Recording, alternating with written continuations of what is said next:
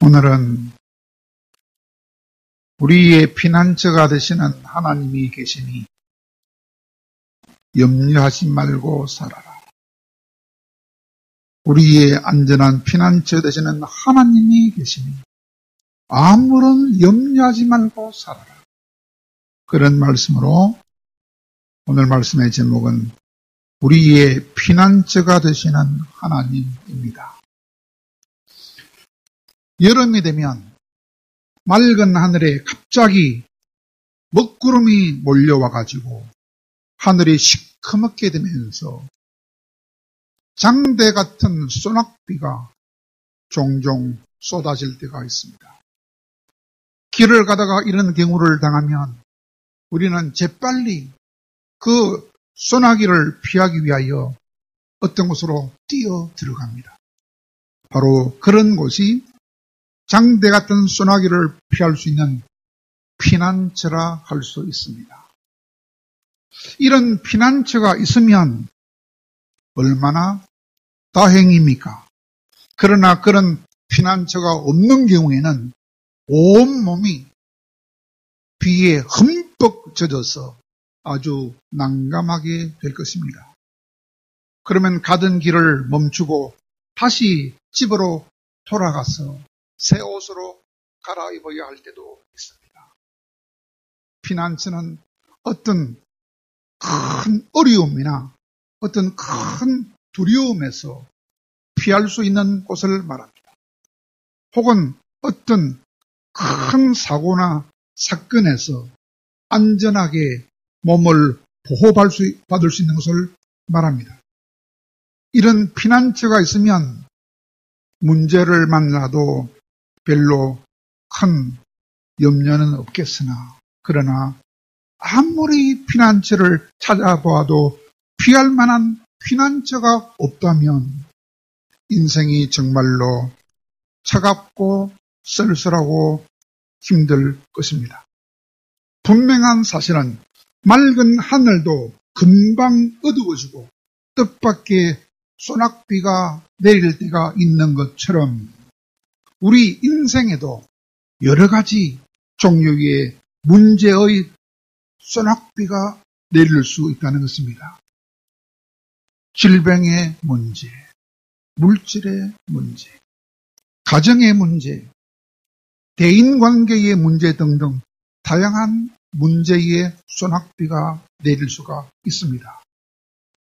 더 나아가서는 우리 옷만 흠뻑 젖는 것이 아니고 우리의 생명과 안전도 위협을 느낄 정도로 무시무시한 천둥과 번개와 그리고 우박이 내릴 수도 있습니다.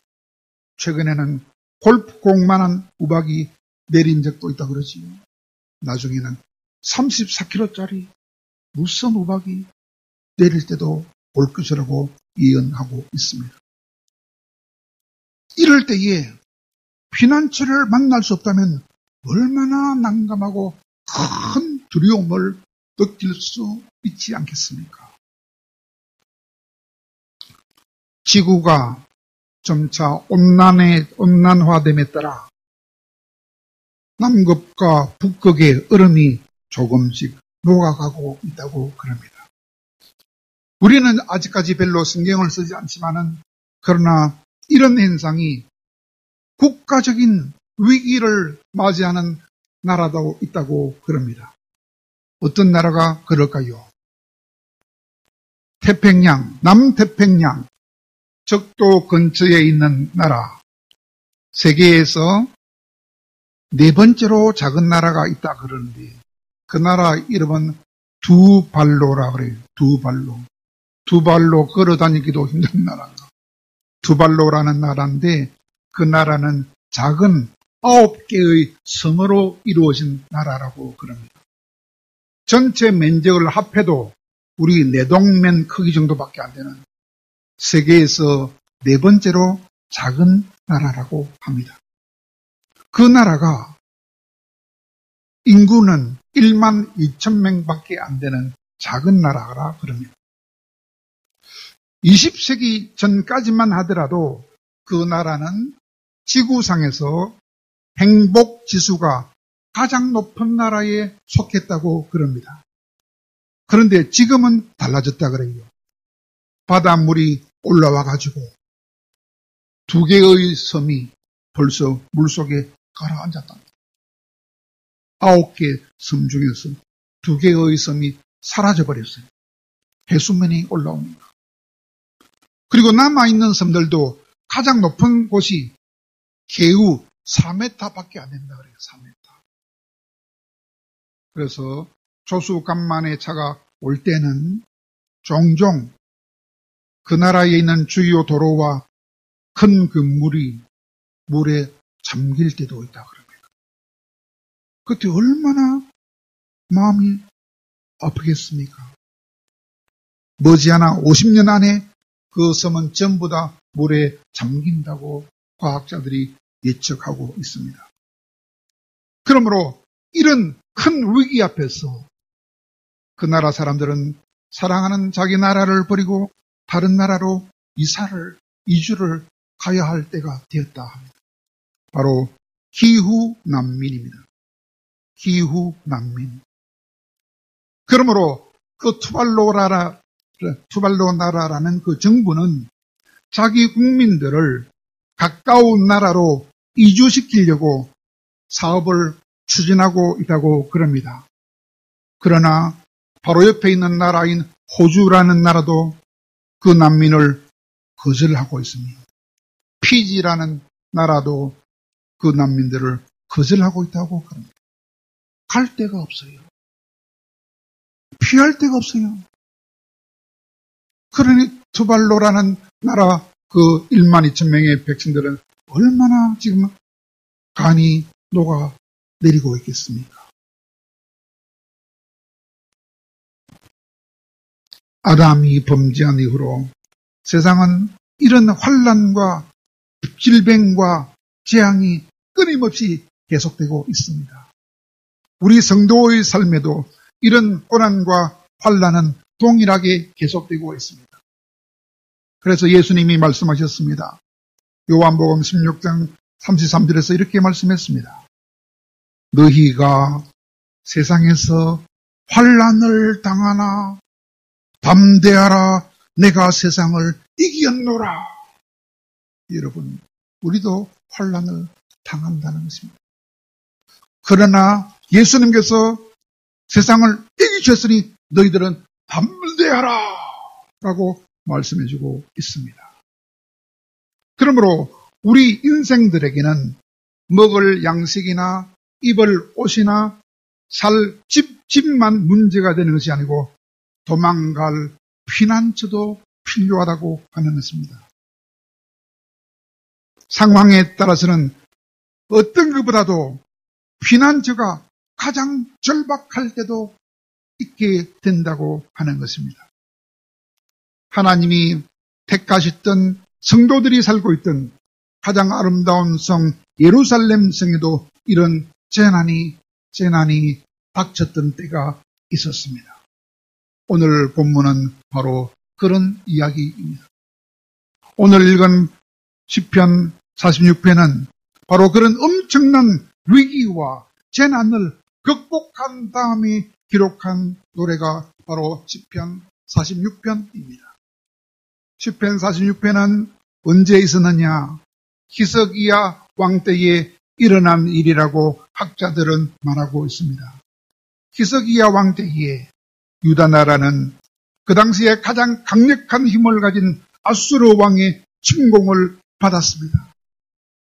그래서 예루살렘 성 전체가 함락이 되었고 완전히 포위를 당하게 되었습니다.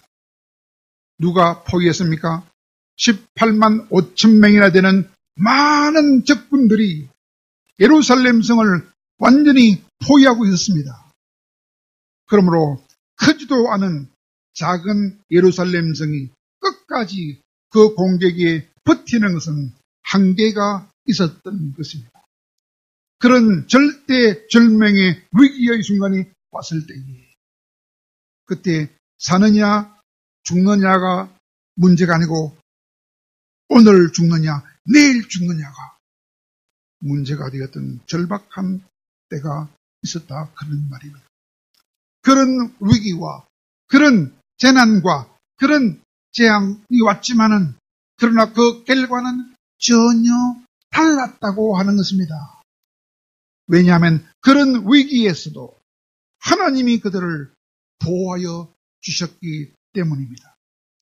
오늘 죽느냐 내일 죽느냐 하는 그런 급박한 위기의 순간에 하나님이 그들을 안전하게 지켜주셨기 때문입니다. 히스기야 왕 때에 유다 나라는 당시에 가장 강대국이던 아수르 군대와 맞설 만한 힘이 전혀 없었습니다. 그러니 얼마나 그때 그들은 마음이 급했겠습니까?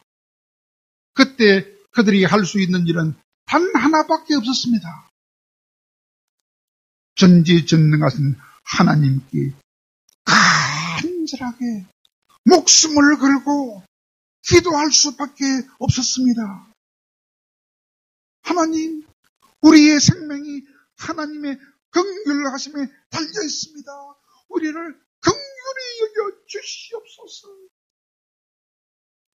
기도밖에 달리 할 일이 없었던 것입니다. 그렇게 기도했더니 하나님께서 그 히스기야의 기도를 들으시고 승리를 주셨던 것입니다. 성경은 그때 일어난 일을 이렇게 기록하고 있습니다.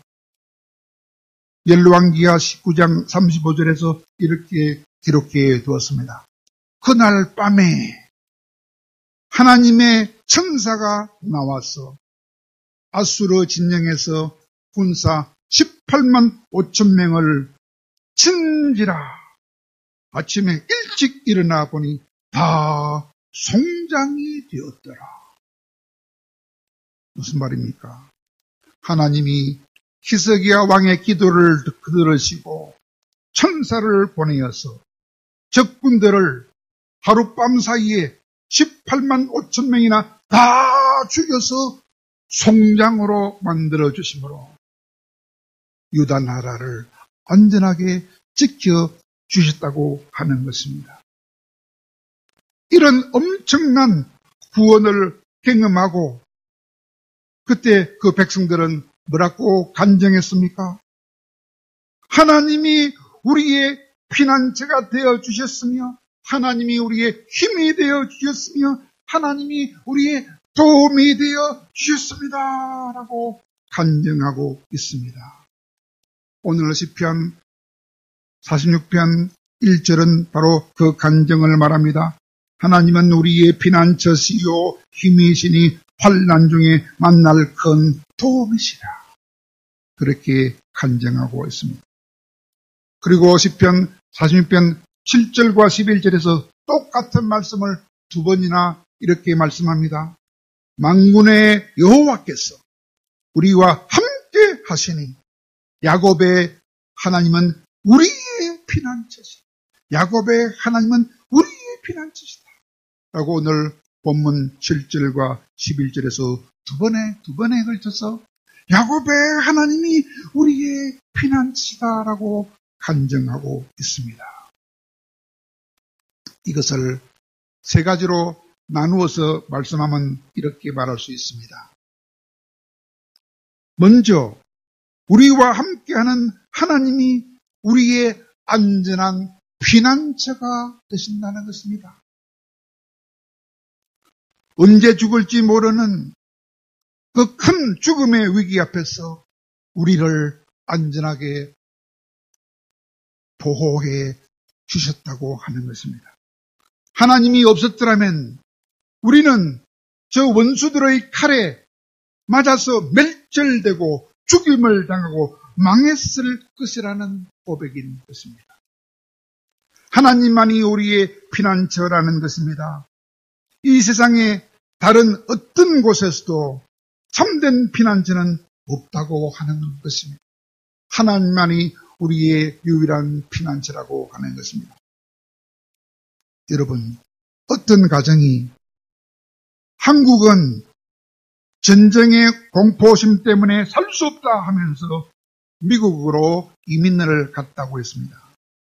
그런데 미국에 가서 슈퍼마켓을 운영하는 도중에 폭동이 일어나서 남편이 총에 맞아 죽었다고 했습니다. 그러자 전에는 한국이 불안하다고 해서 한국을 떠났는데, 그러나 이제는 미국이 불안하다고 해서 한국으로 다시 돌아와야 되겠다고 말을 한다고 합니다. 그렇다면 세상에는 어디에도 참된 피난처는 없다고 하는 것입니다. 미국도 영국도 안전한 곳이 아니라는 것입니다. 오직 하나님만이 우리의 참된 피난처라는 사실을 믿으시기를 바랍니다. 또한 두 번째로는 하나님만이 우리의 진정한 힘이 되어주시는 분이라고 하는 것입니다. 여기서 힘이라는 말은 무슨 뜻입니까? 능력이나 세력이나 권능을 의미합니다. 히스기야 왕 때에 그 백성들이 이런 위기를 극복할 수 있었던 것은 그들의 힘이 아니라 하나님의 힘 때문에 극복할 수 있었다는 것입니다. 하나님이 힘이 되어 주셨기 때문에, 하나님이 대적을 이길 수 있는 힘을 주시기 때문에 그 어려운 시절에도 낙심하지 않고 용기를 가지고 소망을 가지고 끝까지 인내할 수 있었다는 것입니다. 이것은 하나님이 힘을 주셨기 때문이며 하나님이 그들에게 힘이 되어 주셨기 때문이라고 하는 것입니다. 그러므로 느헤미야 선지자는 뭐라고 말했습니까? 여호와를 기뻐하는 것이 너희의 힘이다 라고 하면서, 여호와를 기뻐하면 힘을 얻는다고 하면서 맛있는 것을 먹고 힘을 내라 라고 그는 백성들에게 하나님을 기뻐하라고 촉구했던 것입니다. 하나님의 자녀들은 하나님이 힘을 주시고 하나님이 힘이 되어 주시기 때문에 거친 비바람이 불지라도 끄떡도 하지 않는 낙낙장송처럼 모든 시험과 환난과 재앙도 이길 수 있다고 하는 것입니다. 그리고 또 하나는 무엇입니까? 하나님만이 우리가 환난 날에도 만날 수 있는 큰 도움이 된다고 하는 것입니다. 환난 날에 누가 우리를 진정으로 도울 수 있겠습니까? 스스로 문제도 다 해결할 수 없는 사람은 우리를 도울 수 있는 참된 힘이 될 수 없습니다. 부모가 아무리 자식을 돕고 싶어도 도울 수 없는 때가 얼마나 많습니까? 그것을 체험했던 사람이 아주 많습니다. 루트라는 사람은 보름소라는 곳으로 불려갔습니다. 누구한테? 로마 교황청 대표들로부터 불려가서 종교 계획을 포기하라! 포기하지 않으면 너를 죽이겠다라고 종교 계획을 포기하라고 강요를 당했습니다. 그때 루터는 어떻게 했습니까? 내 양심이 하나님의 말씀으로 가득 차 있기 때문에 나는 어떤 나의 주장도 포기할 수 없습니다 라고 말하면서 바로 그 자리에서 기도했습니다. 하나님, 제가 여기 섰사오니 저를 도와 주시옵소서 라고 담대하게 기도했더니 그때 루터는 큰 환난으로부터 큰 도움을 얻을 수 있었다고 했습니다. 왜 그랬을까요? 종교개혁을 포기하지 않으면 죽이겠다고 협박하는 그 자리에서 어떻게 그러한 담대한 기도를 할 수 있었을까요? 루터는 전에 한번 하나님의 큰 능력을 체험한 적이 있었기 때문입니다. 언제 그랬을까요? 루터가 1529년에 오스트리아로 갔다고 그랬습니다. 오스트리아로 갔는데 그때 오스트리아가 아주 위기를 당하고 있었다 그랬습니다. 어째서 위기를 당했느냐? 터키군이 침략해 들어와서 오스트리아가 거의 완전히 포위되어 있는 상태에 있다고 했습니다. 마치 그것은 히스기야 왕이 아수르군에게 포기되어 있었던 상태와 거의 똑같았다고 했습니다. 이런 위기 앞에서 오스트리아 국민들은 다 함께 교회로 몰려가서 하나님께 간절하게 기도했다고 했습니다. 그때 기적이 일어났다고 했습니다. 오스트리아를 점령하고 있던 그 강력한 터키 군대가 본국으로부터 급히 철수하라! 라는 명령을 받고는 다 물러가더라는 것입니다. 그 현장을 루터가 목격하고 이야 정말로 하나님은 환난 날에 만날 큰 도움이시구나 라는 사실을 체험하고서 그가 노래를 작사하고 작곡했다 그럽니다. 그가 그때 작사하고 작곡했던 노래가 오늘날 우리가 부르고 있는 585장 내 주는 강한 성이요, 이 노래를 바로 그 자리에서 작곡했다고 하는 것입니다. 그리고 또한 한 걸음 더 나아가서는 우리의 그런 큰 구원을 받은 이후로는 이제부터는 두려워하지 않는다라고 오늘 시편에서 고백하고 있습니다. 시편 46편 2절과 3절에 뭐라고 했습니까?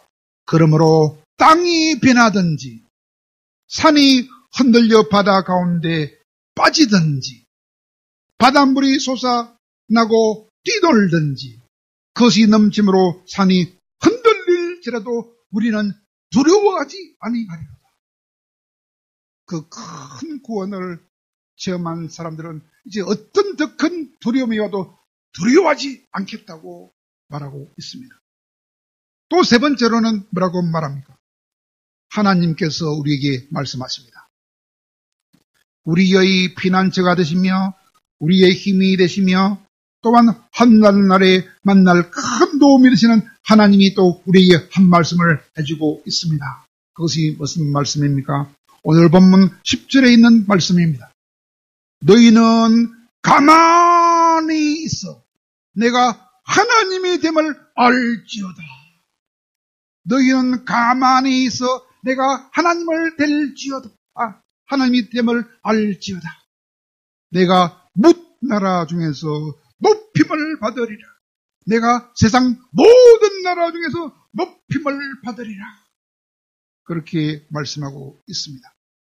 여기서 가만히 있으라는 말은 모든 동작을 멈추고 중단하라 하는 말이 아니고 인간적인 자기중심적인 생각을 다 버리고 온 세상을 지배하시고 다스리시는 자기 뜻대로 지배하시려고 다스리시고 섭리하는 하나님의 주권을 인정하라는 것입니다.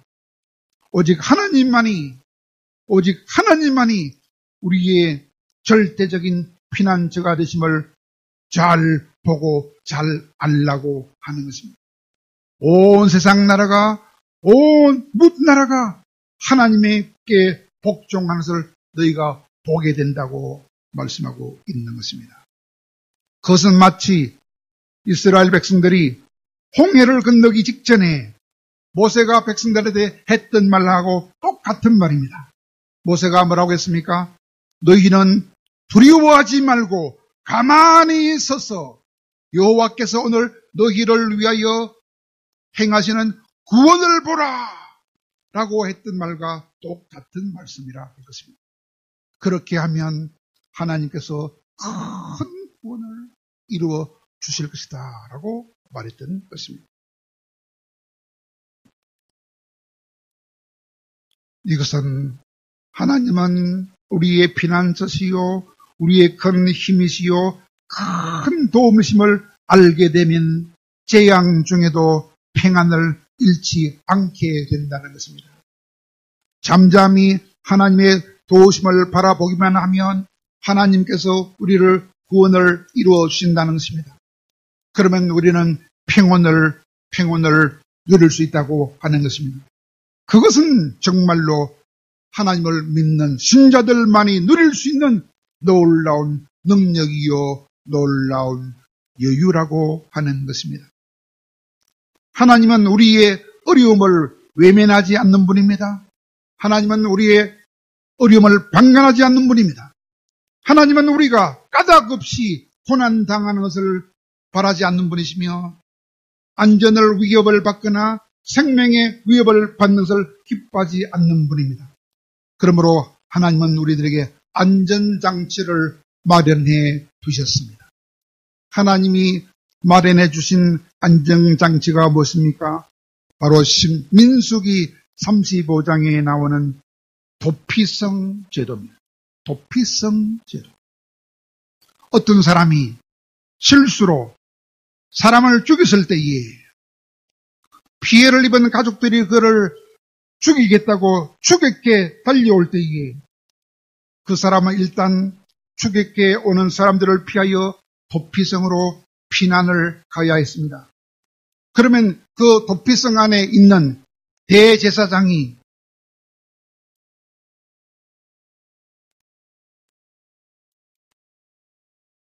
과실이 있었느냐 없었느냐 여부를 판단한 다음에 고의로 죽인 것이 아니라고 판단되면 그를 죽음에서 완전하게 보장해 주고 보호해 주었던 제도가 도피성 제도입니다. 사랑하는 여러분, 우리는 누구나 다 도피처가 필요한 사람들, 도피처가 필요 없는 사람은 한 사람도 없습니다. 그러므로 우리 삶에 뜻하지 않은 비바람이 몰아칠 때는 우리는 하나님께 피해야 합니다. 오직 하나님이 우리가 피할 수 있는 유일한 피난처가 되시기 때문입니다. 그러므로 우리가 혹시 위기를 만나게 되면 제일 먼저 생각해야 할 일은 하나님이 나의 안전한 피난처가 되시며 하나님이 나의 힘이 되시며 하나님이 나의 환난 날에 만날 가장 큰 도움이라는 사실을 절대로 잊어먹으면 안 됩니다. 그리고 그 다음에는 나를 구원하여 주실 하나님만을 믿고서 조금도 불안해하거나 조금도 초조해하면 안 된다는 사실입니다. 그리고 마지막으로는 그 하나님께 나의 모든 것을 믿고 맡길 수 있는 믿음을 가져야 하는 것입니다. 어떤 수도사가 올리브 나무를 심고 매일같이 기도를 했다고 했습니다. 하나님, 이 나무 뿌리에 물이 필요합니다. 단비를 내려 주시옵소서. 그때 하나님이 그 기도를 들으시고 단비를 내려 주셨다고 했습니다.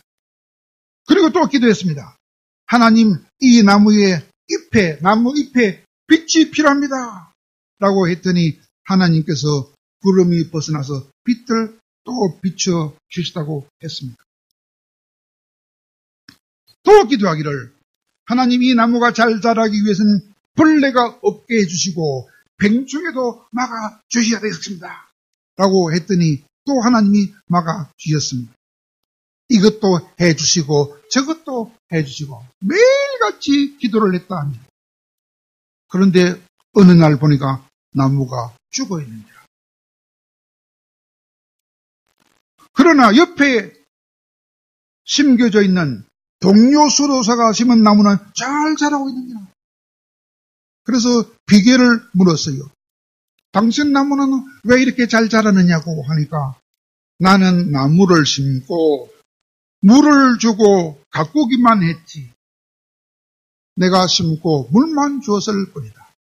내가 할 수 있는 것은 그것밖에 없었다. 하면서 왜냐? 하나님께서 이 나무를 만드시고 하나님이 나무에 관해서 다 아시기 때문에 하나님 키워주시옵소서 그 기도만 했다. 아무런 염려하지 않고 조금도 불안해하지 않고 조금도 두려워하지 하면 안 된다는 것입니다. 다 하나님께 맡길 수 있어야 한다는 것입니다. 그것이 믿음 좋은 사람이라고 하는 것입니다. 사랑하는 여러분, 우리의 삶이 마치 전쟁터처럼 느껴질 때가 있습니다. 쉼도 없고 편안함도 없고 걱정과 불안과 두려움밖에 없는 것처럼 보일 때도 있습니다.